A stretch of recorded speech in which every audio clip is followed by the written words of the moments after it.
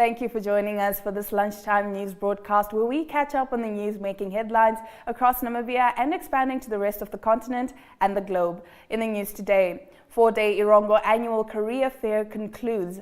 Aussenkehr Volunteer Project aims to equip youth for the future while maintaining local heritage. Landless People's Movement blames mushrooming of informal settlements on companies not ploughing back. We also take a look at the news headlining today's daily newspapers, bring you sports and economic news and more international headlines. These stories and more coming up in today's NMH at 1 broadcast. I am Diana Master.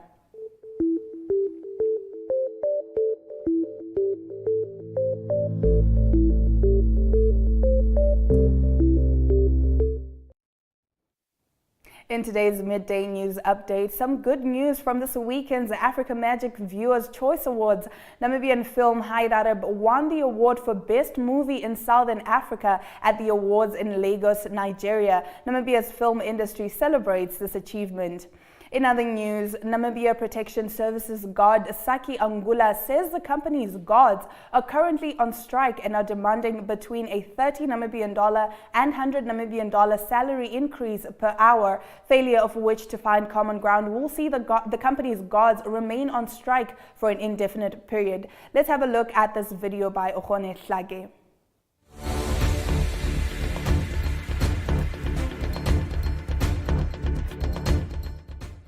Good morning, sir. Tell us why we are here, but first tell us your name. I'm Saki Angula. I'm working with Namibia Protection Services. We are here. We're just waiting our answer from our office. Okay, what are you demanding from the office? We are demanding increasement. The company must increasing us. We want increasement. Of how much? We was giving them a demand for $100, and they must give us something from $100. Okay. At least even $30 per hour or $60, they must decide themselves. How many employees are involved in the strike currently? I think the whole company. I don't know how many of them. Mm-hmm. Yeah. Okay. And how long is the strike going to go on for?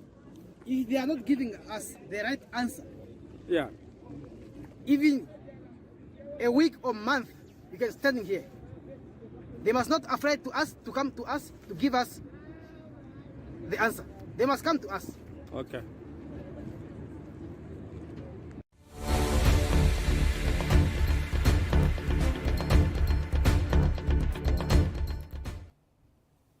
We are now going to take a quick ad break and return with some visual news. Stay tuned.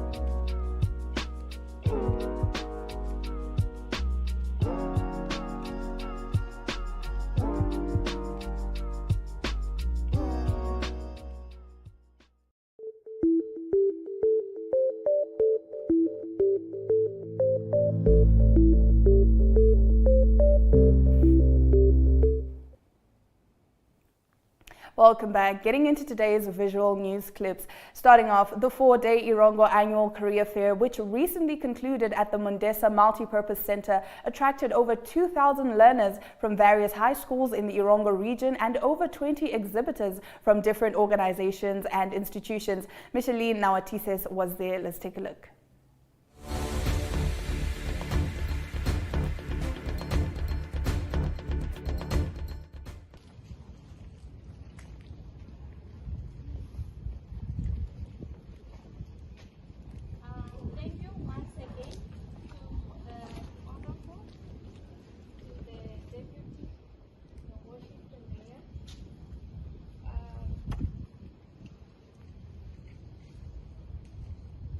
For this exercise is to attract the attention of learners in the hope that they will one day choose to join those companies and ministries as productive, competent and skillful graduates.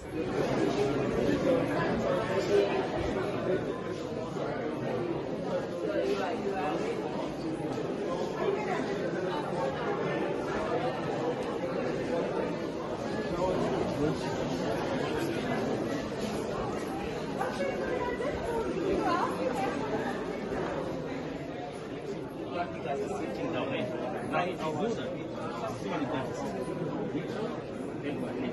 Now, if you do that, do this, and I drive. If you do that, see, this is moving. See that it's moving. It's teaching you what the dog is. Initially, the dog is moving. So if you do that, just like how do you move forward? Moving forward. So that I see. Press it down. This is more for the back. So don't worry. Now, I want you to go right and reverse for me in that area. Yeah. Forward, backward, forward. Then you can submit it.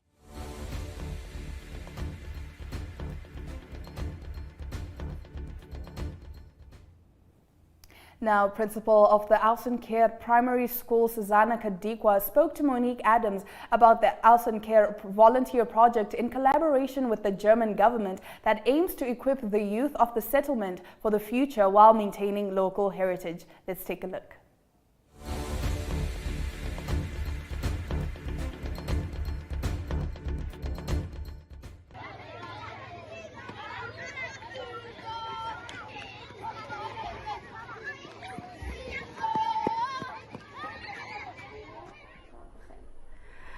I am Mrs. Susanna Kadikwa, Principal of the Aussenkehr Primary School.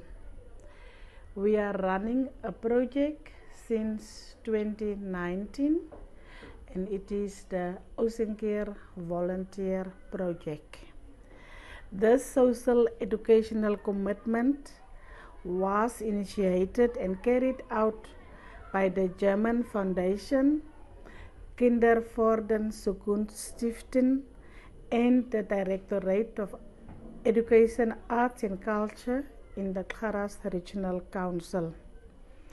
In September 2019, Michael Reinhardt, the project manager, visited the 6 schools alongside the Orange River. In 2019, October, a delegation of Namibia attended the 3rd Paternoster Conference in South Africa, Paternoster. In February 2020, the founder of the foundation and board members visited Aussenkehr.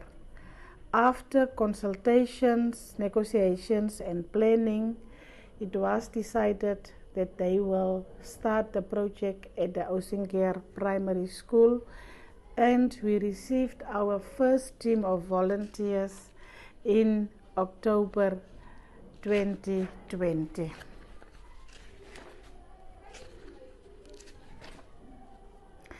The target group of this project are the grade 1 to 3 learners, and the main tasks is teaching life skills education through afternoon workshops and student assistance in the classes as well as the local clinic.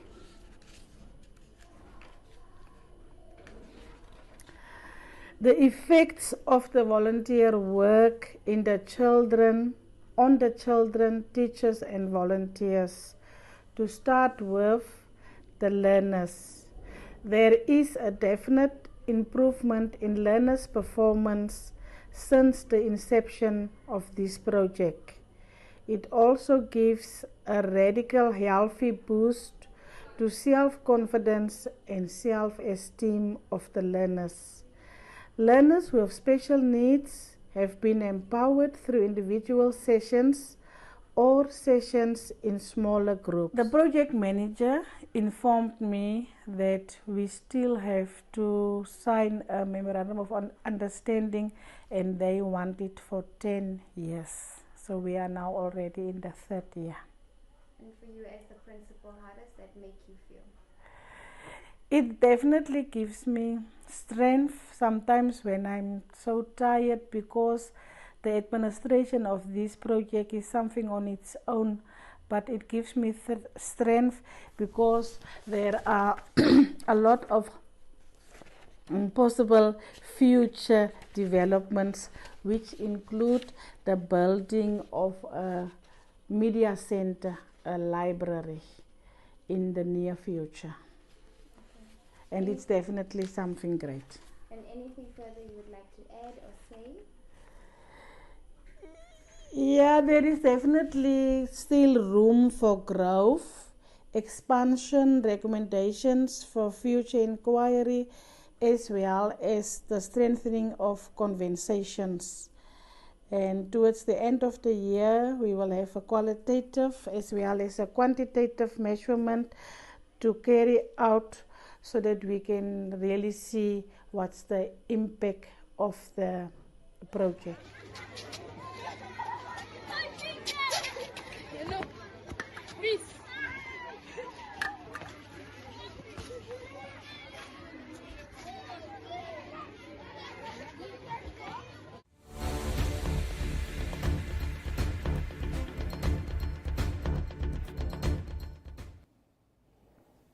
Now moving over, last week LPM said businesses, particularly mining companies, are not ploughing back into the communities where they do business, resulting in the mushrooming of informal settlements across the country. Elizabeth Joseph was there. Let's take a look.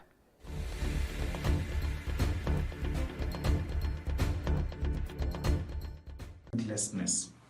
It seems that the apartheid distributional regime, which was anchored on land dispossession and subsequent inhumane treatment of black people, have not been cut short by the current ruling regime, which claims inclusivity at national level, but falls short of its national promises at intermediate government levels.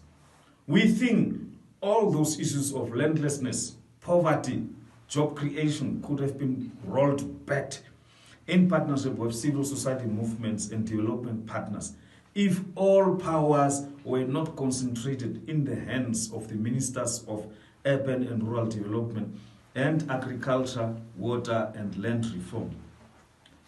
We shall look into appropriate legislations and challenge this idiocracy in the courts of law. We are also seizing this opportunity to wish our newly elected mayor in Marienthal, Her Worship Councillor Sherin Aleta Kok, and Management Committee member Councillor Antoinette Simon, all the best of luck in their duties. We know that Marienthal has had few challenges internally as far as the political leadership there is concerned, but with the new councillor added to the dynamic team, new councillor Antoinette Simon.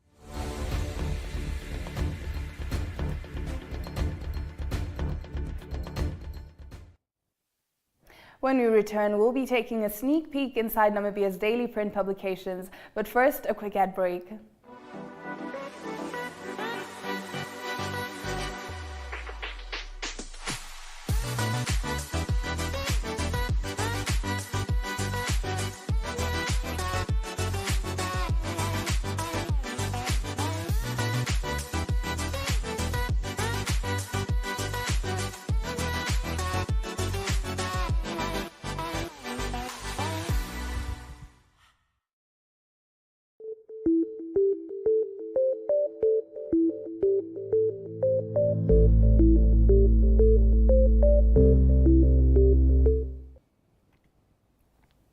Thank you for staying with NMH at 1. We now take a look at what the lead stories are in Namibia's daily newspapers. Starting off with the Namibian Sun front page. The mother of detained activist Dimbulukeni Nauyoma says the excessive force used by the security apparatus against the youth will not go unnoticed, nor will it solve the problems of Namibia, adding that government is rotten to the core. As a parent, I am very angry. God is there, and my tears will not fall on the ground, but on leaders such as Sebastian Leitunga, Joseph Shikongo, and Hage Geingob, who is failing to lead and direct his people, said Rugambo Mekonjo Amutenu, soon after her son Dimbulukeni Nauyoma's latest arrest for his role in the alleged plot to shut down and burn down the Windhoek shopping area known popularly as Chinatown. Sticking with the Namibian Sun, on its page 3, it reports that the Office of the Ombudsman has to adapt to a changing world and become more proactive, especially in reaching those living in rural areas. This according to the Ombudsman Basilius Jakuga, who said those in rural areas do not understand the purposes of the Ombudsman and do not know his office can assist them and use its influence to enforce justice in the country. Currently, the Ombudsman has offices in Windhoek, Swakopmund, Kitmanshoop, Oshakati and Katima Mulilo. Moving over to the Republican, on its front page reports that more than 20,000 inhabitants in the Groot Aub settlement do not have a doctor to attend to them. No permanent doctor or ambulance and only 3 nurses who have to serve nearly 20,000 people. These are only residents of the Groot Aub and does not include residents of nearby settlements like Kransness and Stinkwater Out. The available ambulance must also serve residents of Dordabis, which means it sometimes takes hours or even a day to transport someone who is seriously ill to Windhoek. Still with the Republican, on its page 3, the Afrikaans Daily reports that Namibia is currently experiencing an upsurge in the number of new COVID-19 cases, which was initially driven by the Omicron variant sublineage BA.2 and of late sublineage BA.4, which have been conclusively identified in Namibia. It is also suspected that the Omicron sublineage BA.5 is also currently circulating in the country. According to the Minister of Health and Social Services, Dr. Kalumbi Shangula, the descendants of Omicron variant BA.2 could be more contagious but not cause severe disease. The BA.2 possesses immune evasive properties, which may be the reason why Namibia observed a sharp increase in the number of infections during this week.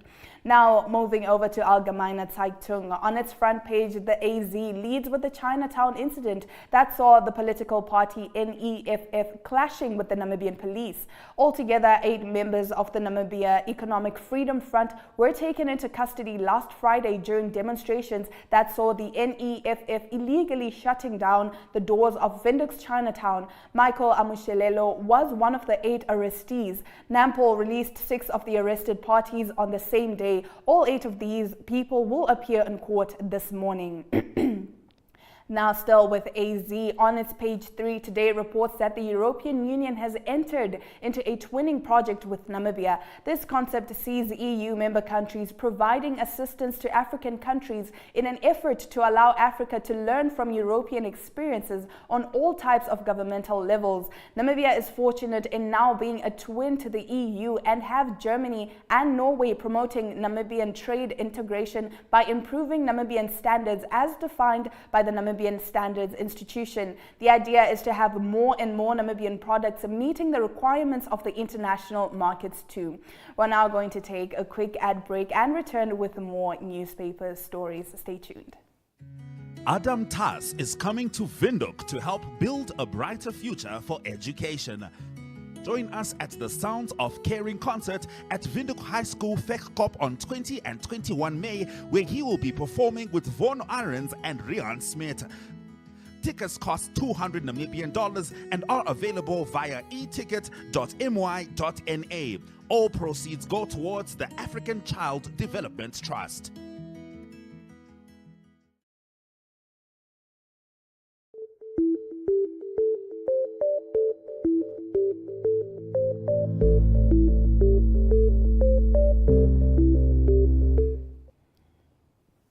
Thank you for staying with NMH at 1. Continuing with our newspaper review, the Namibian leads with the story of several Namibian women stuck in the Middle East who had been lured there by prospects of good jobs and earnings. The women reportedly issued distress calls to escape the appalling conditions under which they are allegedly forced to live. This comes in the wake of warnings about a possible human trafficking ring to Oman and other Middle Eastern countries. The women have taken to social media and other platforms urging for financial support to allow them to return to Namibia. Many of them have been in Oman for less than a year. Still with the Namibian, inside the Namibian newspaper, page 3 reports that Hendina Mupolo, the 9-year-old girl who died after being struck by a vehicle driven by a Hardap irrigation scheme farmer 2 weeks ago, was laid to rest in Mariental on Saturday. Moving over to New Era, on its front page reports that amidst the counterfeit goods chaos on Friday, which saw shops being raided, saw shops belonging to NAMRA official exempted from the action. The Namibia Revenue Agency has been given 48 hours by the Walvis Bay small businesses, street sellers and community activists to take action against their chief customs officer from the law enforcement section at Walvis Bay. The customs official Pamela Smith, together with her husband, allegedly owned Swagger.com, a branded clothing and shoe shop in Walvis Bay, which was not raided on Friday morning, as she allegedly tipped off her husband and employees. On its page 3, the New Era reports that a security guard succumbed to a gunshot wound he sustained in an alleged shooting incident which took place at the Cheetah Cement factory situated about 6 kilometers outside Erongo. The 23-year-old deceased was reportedly knocking off, and shortly after handing over his shift to his colleague, a gunshot was heard inside their duty room at the main gate of the factory. The 31-year-old male colleague has since been arrested as a suspect in the case. Moving over, according to the Economics Focus Market Watch, consumers are making peace with the rising prices of goods. The prices of goods and services in Namibia continue to increase, driving up the cost of living. Statistics released by the Namibia Statistics Agency indicated that inflation in Namibia during April 2022 stood at 5.6%, the highest since November 2018, analysts said. Consumers in Windhoek paid relatively more for goods and services compared to consumers in other regions during April 2022. Now, South Africa's bank transactions have increased. When we return, we share more on this and other economic news stories. Stay with us.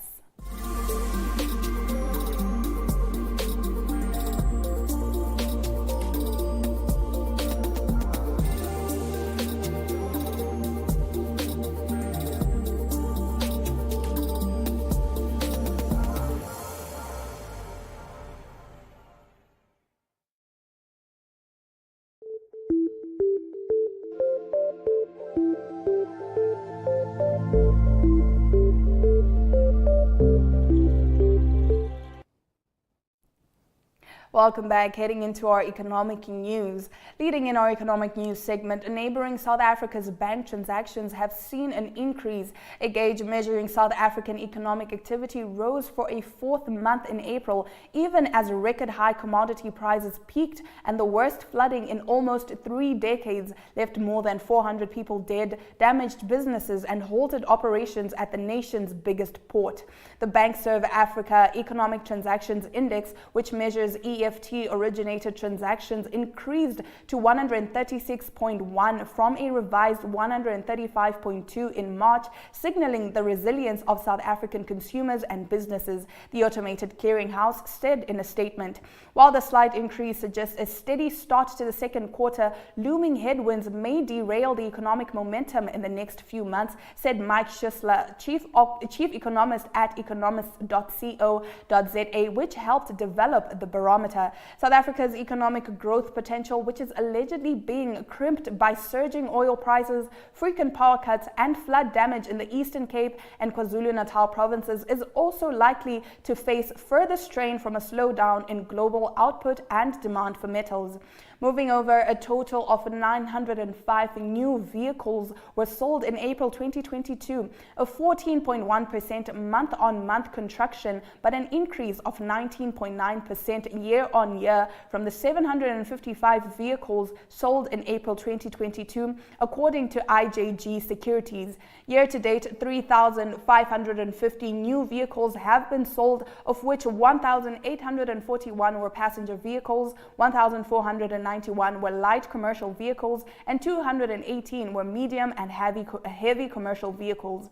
By comparison, the first 4 months of 2021 saw 3,260 new vehicles sold. On a 12-month cumulative basis, a total of 9,718 new vehicles were sold at the end of April, representing a 13.0% year-on-year increase from the 8,602 sold over the comparable period a year ago. ago. 466 new passenger vehicles were sold during April, 11.9% lower than the 529 passenger vehicles sold in March, but an increase of 30.2% from the 358 sold in April 2021. Year-to-date passenger vehicle sales rose to 1,841, an increase of 23.6% than during the same period last year. On a rolling 12-month basis, passenger vehicle sales rose to 4,836, which is 29.2% higher than over the same period in 2021, IJG said. Simona Storm said 2022 is off to a good start as new vehicle sales are trending above sales levels seen in the last 3 years. We're now going to take a look at the economic indicators.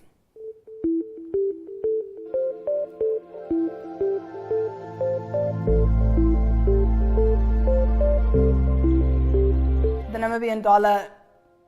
Namibian dollar retains its value against the US dollar while dropping against the euro and increasing against these other major currencies. Namibia Breweries Limited is now trading at 43 Namibian dollars and 50 cents on the NSX after a 0.02% drop. Local and overall index are up on the Namibian Stock Exchange.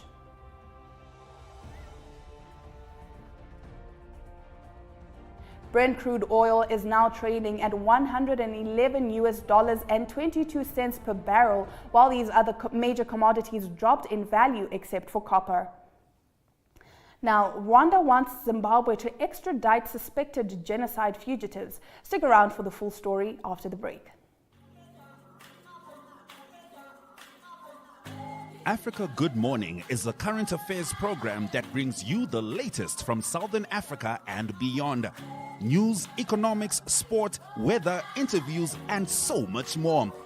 For any advertising or news-related queries, contact AGM at synergy.com.na. Africa Good Morning, bringing Africa to you.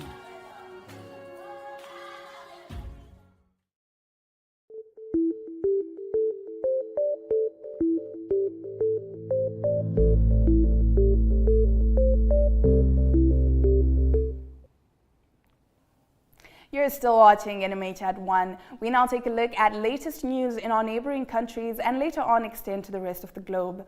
Now, in our first story, the Zimbabwean government said it was working closely with Rwanda to hunt down and extradite several alleged fugitives of the Rwandan genocide believed to be in the country. This was revealed by Zimbabwe's Ministry of Foreign Affairs a week after the tracking down of suspected Rwandanese genocide fugitive Patrice Mpiranya's remains to a 2006 grave in Harare, buried under the name Ndume Sambao. Piranya's remains were discovered by a United Nations body that handled outstanding war crimes cases for Rwanda and Yugoslavia. In a statement, Zimbabwe's Foreign Affairs Minister Frederick Shava said the country was processing numerous requests from Rwandan President Paul Kagame's government to extradite suspects believed to be in Zimbabwe. Last year, Zimbabwe and Rwanda signed a memorandum of understanding on legal mutual assistance on criminal matters and cooperation in the field of prisons and correctional services. In our next story, Mali is pulling out of a multinational military force fighting Islamist militants in the West Africa's Sahel region. Mali said on Sunday that this was a protest against its rejection as head of the G5 regional group that also includes Mauritania, Chad, Burkina Faso, and Niger. The statement by Mali's junta, which ousted former President Ibrahim Boubacar Keïta in a 2020 coup, also blamed a lack of progress in the fighting against the Islamists and the failure to hold recent meetings in Mali. The force was set up in 2017 to counter jihadists who have swept across the region in recent years, killing thousands of people and forcing millions to flee their homes. But it has been hobbled by a lack of funding and has struggled to reduce the violence. There has been no comment yet from the other G5 members over Mali's announcement. Mali's withdrawal could further isolate the country whose economy has been hit by sanctions since the coup. A former Somali president voted out of power in 2017 has been re-elected to the country's top job after defeating the incumbent leader in a protracted contest decided by legislators in a third round of voting late Sunday. Hassan Sheikh Mohamud, who served as Somali president between 2012 and 2017, won the contest in the capital, Mogadishu, amid a security lockdown imposed by authorities to prevent deadly militant attacks. The first round of voting was contested by 36 aspirants, 4 of whom proceeded to the second round. With no candidate winning at least 2/3 of the 328 ballots, voting then went into a third round where Mohamud won by a simple majority. Members of the upper and lower legislative chambers picked the president in secret balloting inside a tent in an airport hangar within the Halane military camp, which is protected by African Union peacekeepers. Mohamud's election ended a protracted electoral process that raised political tensions and heightened insecurity concerns. After President Mohamed Abdullahi Mohamed's mandate expired in February 2021 without a successor in place. Now in Pakistan, a suicide bomber has targeted the security patrol, leaving 6 dead. We have the full story coming up after the break as we move on over to international news. Stay tuned.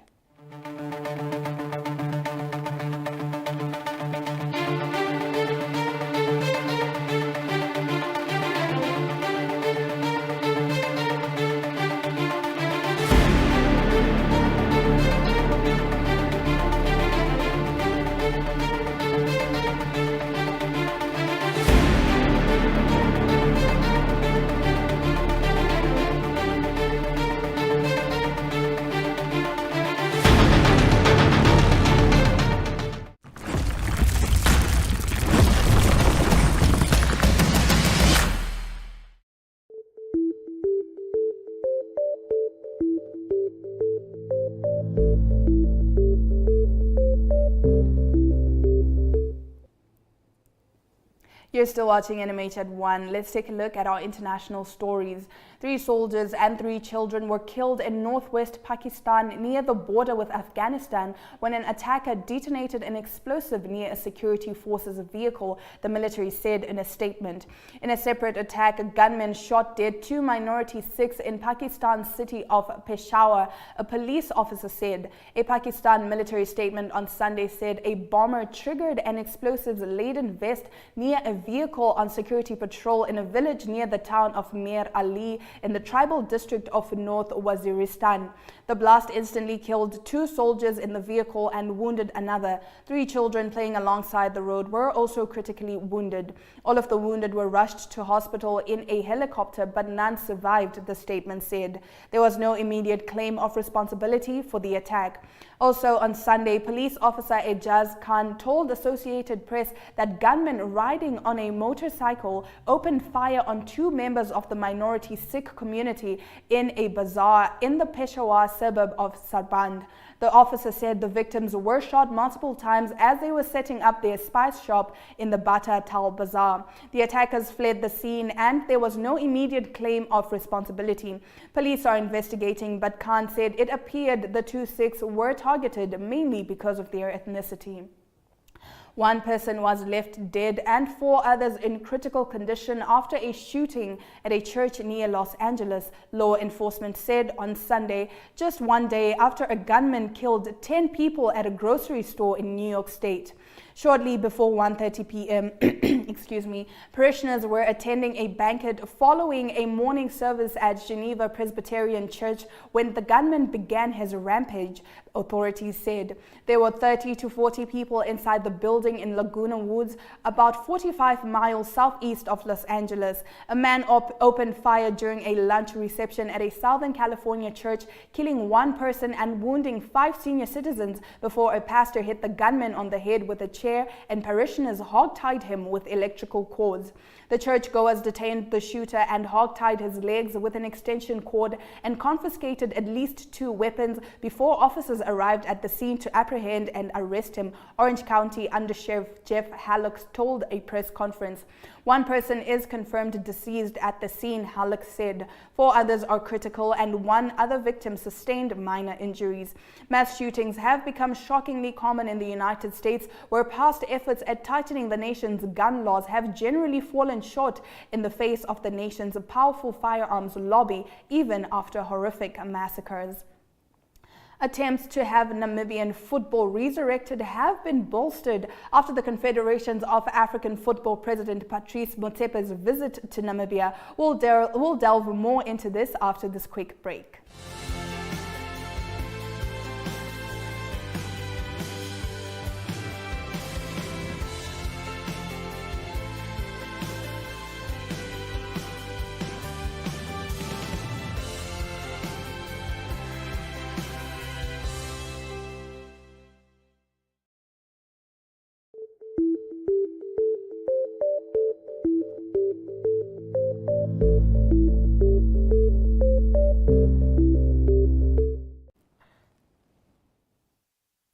Now in our sports stories, attempts to have Namibian football resurrected have been bolstered after the Confederations of African Football President Patrice Motsepe's visit to Namibia. President Patrice Motsepe has urged football administrators in Namibia to unite for the sake of football in the country. The CAF president, who was addressing members of Namibian football during a closed-door meeting, reminded those in attendance no one is bigger than football. The meeting, which marked the first time the Namibia Premier Football League and the expelled Namibia Premier League sat at the same table, is said to have signaled light at the end of the tunnel for the beautiful game. Commerce Netball Region Chairperson Dimitri Bittler has heaped praise on the netball teams that have continued showing up at games. The Super 10 First Division and the Second Division matches took place at the Wanderer Sport Field in Windhoek over the weekend. It is always something special that one has to applaud the way teams have committed themselves towards the game. It is not easy for the players and teams. The fact that they are showing up and playing fine netball is impressive, Bittler said. In our next story, Gerard Mans Jr. and Courtney Liebenberg were in a class of their own at the Hollard Gravel and Dirt Eagle Ride and Run that took place at the Ochiwa Safari Lodge. The 10th edition that took place on Saturday was dedicated to the late Gerard Mans. Mans, who participated in the race from 2010 until 2021 and won first place on occasions, was celebrated by the cycling fraternity. Gerard Mans Jr. won the race in a time of 2 hours 24 minutes and 7 seconds, while Ingram Cuff came in second place in a time of 2 hours 24 minutes and 32 seconds, while Brando Plekis took third in 2 hours 26 minutes and 23 seconds. Liebenberg clocked 2 hours 43 minutes and 13 seconds in the women's 80-kilometer category, with Henri Krugel not far behind. Jan Hinius took third place respectively. We're now going to take a quick ad break.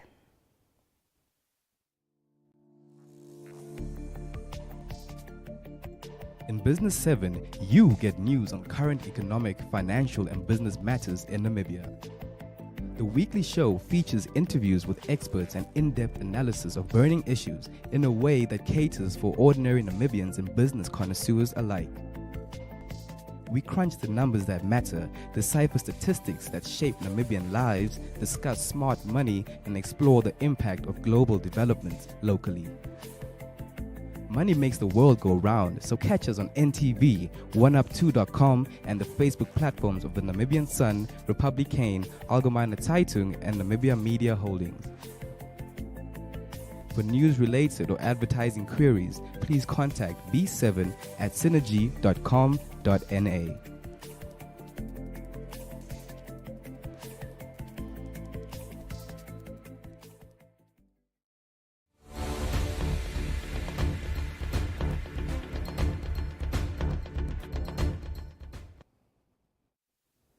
You're watching NMH at 1, and if you have just joined us, here are your news highlights.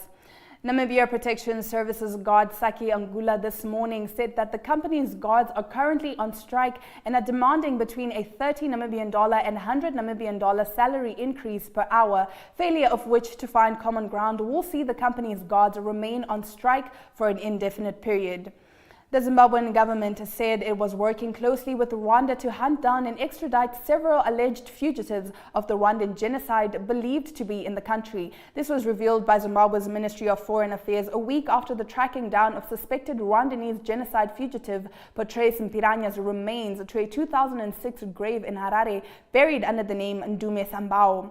In our next highlight, 3 soldiers and 3 children were killed in northwest Pakistan near the border with Afghanistan when an attacker detonated an explosive near a security forces vehicle, the military said in a statement. And with that, we have come to the end of our show. Thank you so much for tuning in and spending your lunch hour with me, Diana Master. Remember, NMH streams every day at 1 p.m. on 1up2.com, as well as GoTV channel 94 and DSTV channel 285. Now, stick around for our regional review segment. Thank you.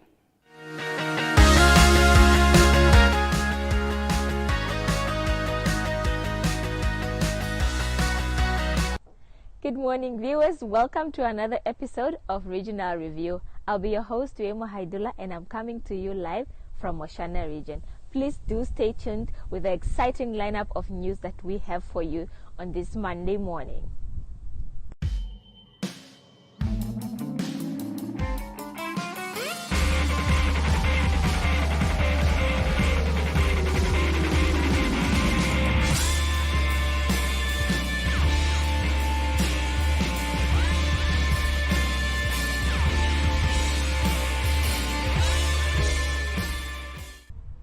Namibian Sun took a trip to Ekoka village, about 30 kilometers south of Erongo in Ohangwena region. This is where the San people live, Southern Africa's first inhabitants, who have 35 houses that were built for them by government by former Deputy Minister Libertine Amadila. The 2-bedroom houses accommodate just about 5 people per household. Some houses have more people living there. Please take a look at our clip of how the San people live it up the Ohangwena way and how they're trying to do subsistence farming.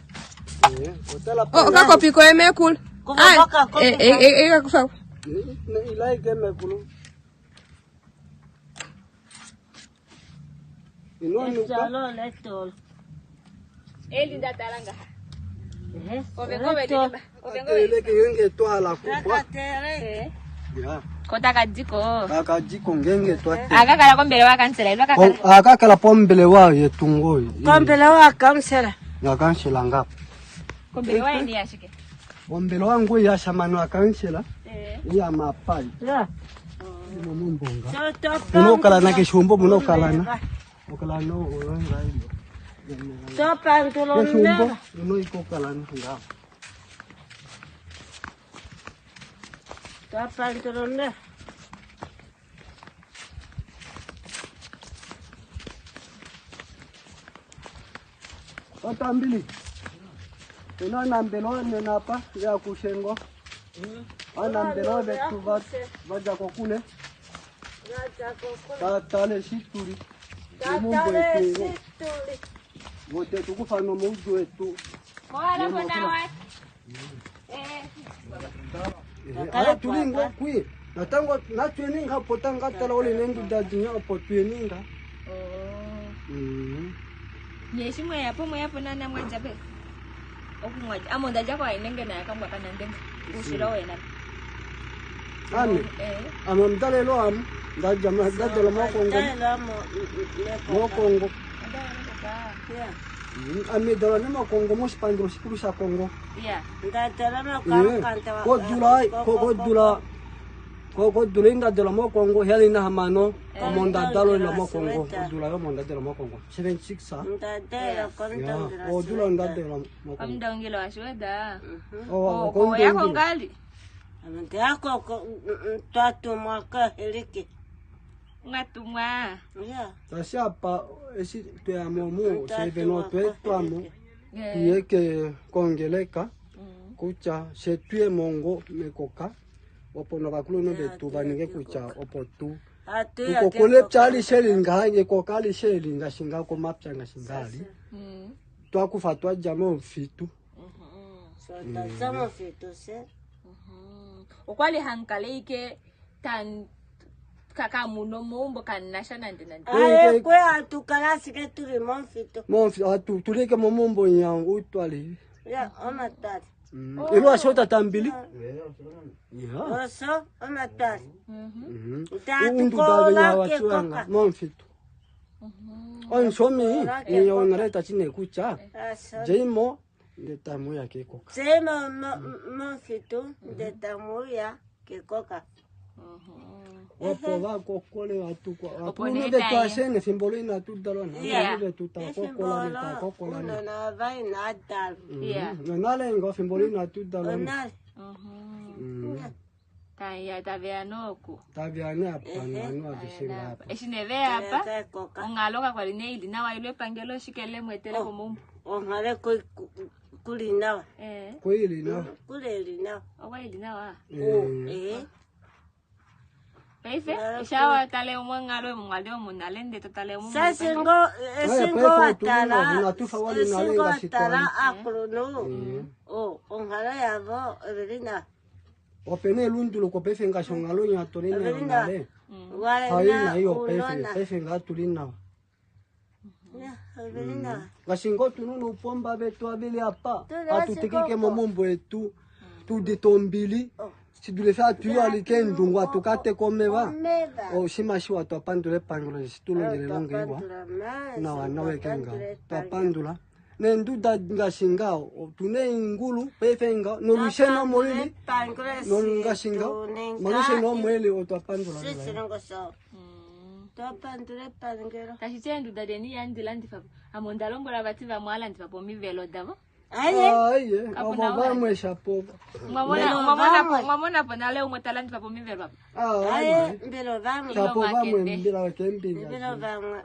Mala meko ka aye kashimo. Ngashomboli na la sia kolina. Unalola jime au shona. Okwa kala ningo mlongi fikola, kwa kala nalemeko kamo. Paife nakula nkulu. Ngwangalango ujime ushona. Open no ndita. Ngwe. Ino vitalela molutula ninga. Mongwili ya undameki ya jemonga cheso sapta. Wai, cheso sapta. Ikula lela. Ilina wa. Watala. O mono muinga pikilonga wewe komaki. Kwa mweji aidulu kumona pongo nande. Duluku mona pongo tashi iti duluku popchango na kucha tashi anu vili dule fikule mwato duluku mona na ndo milongo nano mongine ya wamona po milongo ne mongine ya wamona po milongo natu nishishina na kucha kwa mweja ufi aiwane fa kucha ngepi. Our second story is that the Ongwediva Town Council tabled its 147.1 million budget last week. The town's mayor, Tara Sharefu, who tabled the budget, said the 111.9 million will be shared for operational purposes, 2 million for the sale of Erven, and 2.3 million goes to the refunds of the road's infrastructure. The council's reserves will get 30.9 million. He says the budget is subject to approval by the Minister of Urban and Rural Development, Erastus Utoni. Sharefu said the budget aligns with Council's 5-year strategic plan along with the Harambee Prosperity Plan as well as the Vision 2030 plan. Please take a look at Ongwediva spokesperson Jackson Muma tell us more about their budget. During the financial year 2021-2022, Ongwediva Town Council has budgeted 4 major projects. One is the sewer reticulation for Extension 15. Another one is the sewer reticulation for Sky Phase 1. The upgrading of roads for Church Street, as well as the a construction of stormwater channel for extension 10 and extension 2, that is in Ongwediva. And as we speak, the extension 1 sewer reticulation is at 50%, and it started in July, and it's expected to be completed in April this year. So this project cost council 5.7 million. Also, with extension 15, the project is at 75% done, and it started in April 2021, and is expected to be completed this year in April as well. This project cost council 8.2 million. And with regard to Church Street, that is a stretch of 1.5 kilometer, and it's costing council about 8.2 million. So this project started in September last year, 2021, and it's expected to be completed in May 2021 if all is in order. Now, the project of construction of sewer stormwater channel, that is 98% completed, and it started in June last year. So the anticipated completion date, in fact, this project is completed in February 2022. So it cost council 2.4 million, and these are some of the projects that council consider very important, especially within this financial year, to ensure that the provision of necessary services to the community and public in Ongwediva is actually done at a pace that it should be, although within the confinement of the available resources. So we would just want to urge the community of various localities where projects are currently underway to cooperate with the contractors so that these projects are completed on time. So there is also some of hiccups that are encountered here and there, especially with the flow of traffic in these various localities. And we have also some detours that were created by the contractors, and we just want the public at least to adhere to those detours and any other routes that are being given, because it's only if the public and the contractors are cooperating and they understand each other that the project fast is goes fast, and this is for the benefit of the public and also in the best interest of service delivery, and Ongwediva Town Council is actually on that course. The debut of the Nedbank Volley First tournament had players display incredible volleyball skills and a grade A athleticism. The event took place at Valombola Vocational Training Center in the northern town of Ongwediva. Namibia Correctional Services Volleyball walked away as the winners of the first ever Nedbank Volleyball tournament. The tournament, which had over 20 teams participating, saw athletes battling it out for the title of Nedbank Volley First Champion. Adam Tas is coming to Windhoek to help build a brighter future for education. Join us at the Sounds of Caring concert at Windhoek High School Vechkop on 20 and 21 May, where he will be performing with Von Arends and Rian Smith. Tickets cost $200 Namibian and are available via eticket.my.na. All proceeds go towards the African Child Development Trust.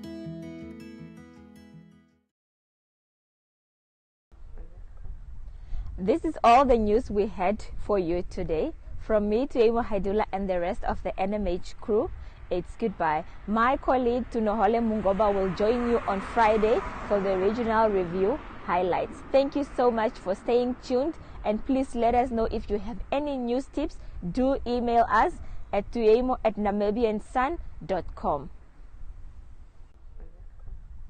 This is all the news we had for you today. From me, Tuemo Haidula, and the rest of the NMH crew, it's goodbye. My colleague Tunohole Mungoba will